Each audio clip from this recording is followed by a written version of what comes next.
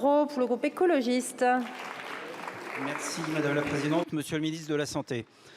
La mairesse, c'est une bouffonne, c'est une grosse pute. Dès que je sors, je vais la buter. Ces mots, ce sont ceux adressés hier à Marie-Alexis Lefeuvre, maire de la commune de Saffré, ma commune.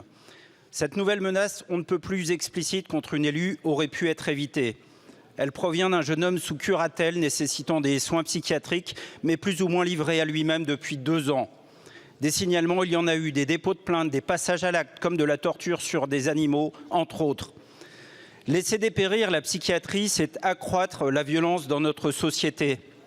C'est accepter que les élus se retrouvent en première ligne, prennent les coups et risquent même leur peau.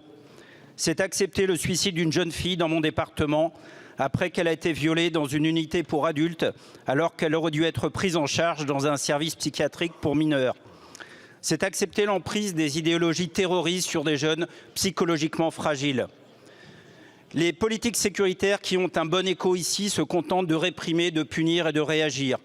Vous oubliez qu'une politique de santé publique contribue à l'apaisement de la société et à la prévention des violences.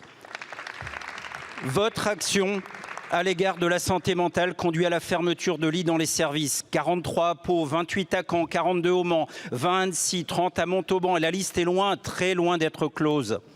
Notre contexte, c'est celui du manque de soignants qui s'aggrave puisque la psychiatrie demeure à la toute fin des spécialités choisies par les futurs médecins. 40e place sur 44. En Loire-Atlantique, la pénurie médicale dans les services de l'hôpital de Blain atteint maintenant 50%. Au CHU à Nantes, 54 postes infirmiers manquent en psy. Avec ma collègue Julie Laernos, nous alertons sans cesse sur la situation en Pays de la Loire. La crise est nationale, les implications et la gestion des drames sont locales. Faudra-t-il attaquer l'État pour non-assistance à personne en danger, pour enfin remettre du soin à la place de la violence? Merci beaucoup, mon cher collègue. La parole est à monsieur Aurélien Rousseau, ministre de la Santé et de la Prévention. Madame la Présidente, Mesdames et Messieurs les députés, Monsieur le député, votre raccourci entre les actes insoutenables que vous avez décrits et votre phrase sur le fait que le gouvernement laisserait dépérir la psychiatrie, s'il n'en était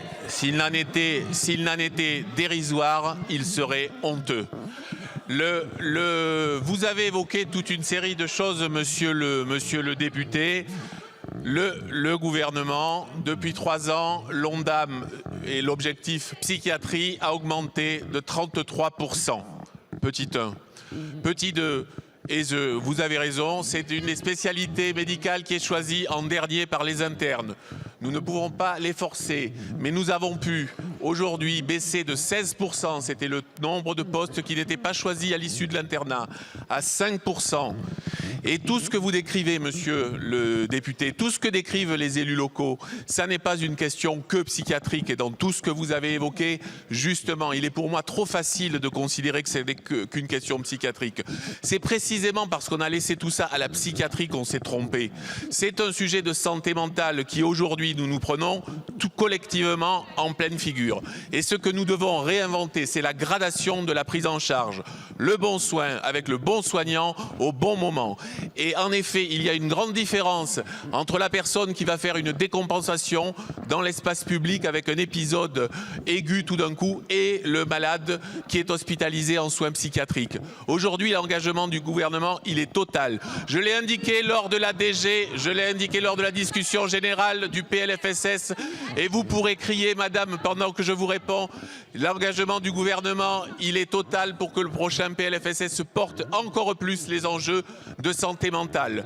Mais aujourd'hui, nous sommes en train de reconstituer par les infirmiers en pratique avancée en santé mentale, par les psychologues en pratique avancée, par les psychiatres que nous recrutons, par les secouristes en santé mentale, toute une série de réponses qui n'existaient pas. Alors non, nous ne laissons pas dépérir la psychiatrie, monsieur le député. Merci, monsieur le ministre. La parole est à monsieur Roger